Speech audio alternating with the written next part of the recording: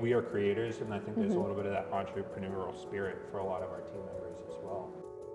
Virginia is, got a lot of history in oystering, so it's a great calling card out, in other cities and stuff like that to say you grow oysters and to see, even other people's oysters on the menu. It's a lot of fun. I personally don't think I would ever do this anywhere else because of how strongly I feel to this community and how much I love this water as well. That's absolutely the driving factor of what got me into this.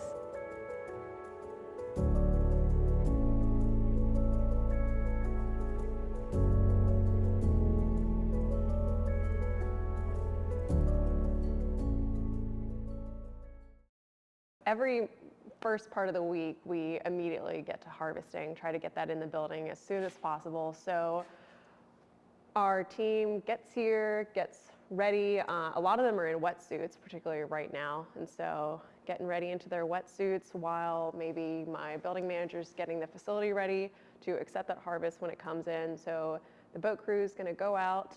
I've already given them the harvest list of where to go to. So they go and retrieve the harvest. Usually takes them maybe a little over an hour for a pretty big haul, about a boat's worth of a haul.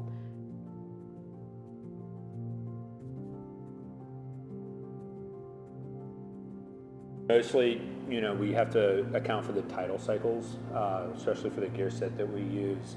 And in that, we have to also account for any waves. Wind can be a big issue. We're in the water, we have to manage the boat from the water. It can get kind of heavy. So, we've set up most of our farms based on what, season we're going to be working it and what wind direction that's coming from. So a lot of studying that area where we grow goes into how we set up the farm. Mostly other than that, it's just, if we have any storms or anything like that, we try to still work through the rain, but sometimes, you get the thunderstorm or two in the summer.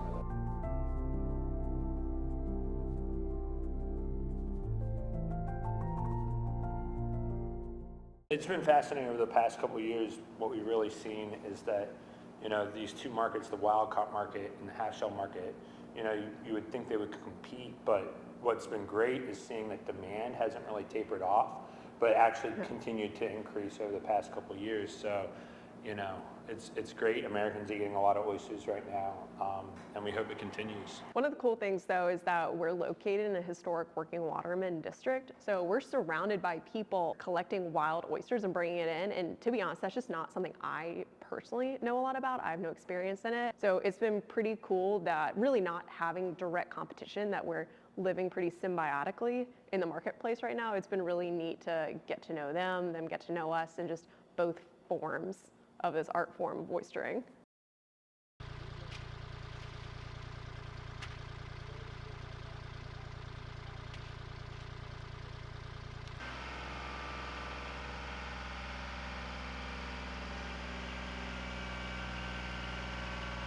And we come back in, immediately get it in the cooler.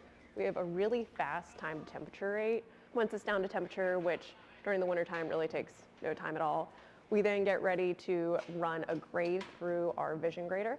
So my building manager is the one really leading that effort. So this is our vision grader. It has 4 different sizes selected for each oyster that comes through this machine. So everything that comes through this machine will be one of 4 sizes. It has a camera up here that sees each oyster. As you can see, I'm going to demonstrate here.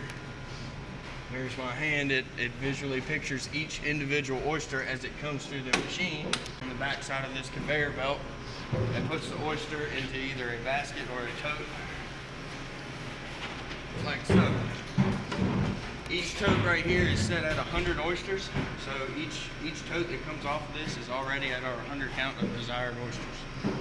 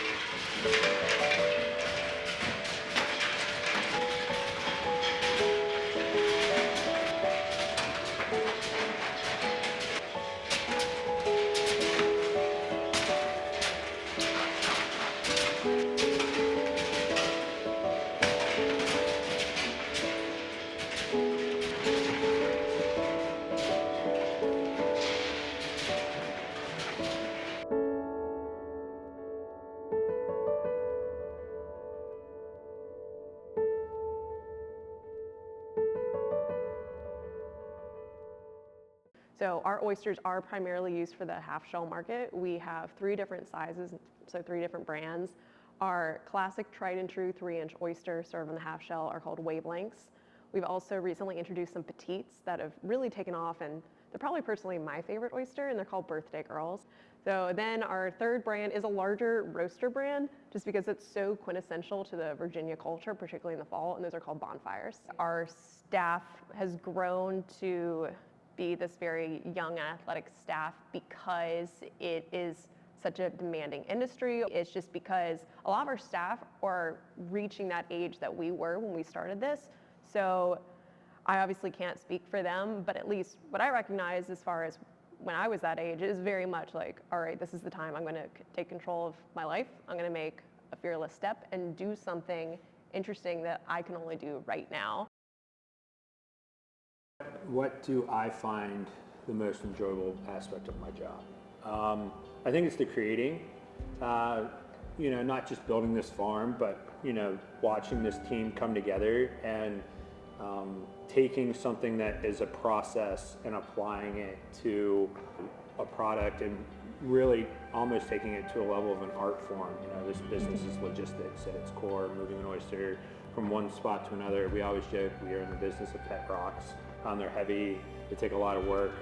So it's that reward in seeing the success of a team come together. It's we've been there without it and we've been there with it. And so when you see kind of where we're at right now, and see all the progress that we've made with the team that we've had, it's been really exciting. And to see Sarah have success out in the marketplace has been very exciting. So it's watching it all kind of like come together. Like this building was, 4 feet lower, old dilapidated trucking depot, and there was burned out 18-wheelers out front, and there was unrecognizable. The building was falling apart, and now, I have a whole team of people that have created one of the largest, farms of its type on the East Coast. It's been a rodeo. It's been a ride, but it's been a fun one. Yeah, there's a lot of fire under us as far as just, from the farm to get things done, but there's also so much passion and fire driving everything we're doing. So it's awesome. Yeah, building something has been Yeah.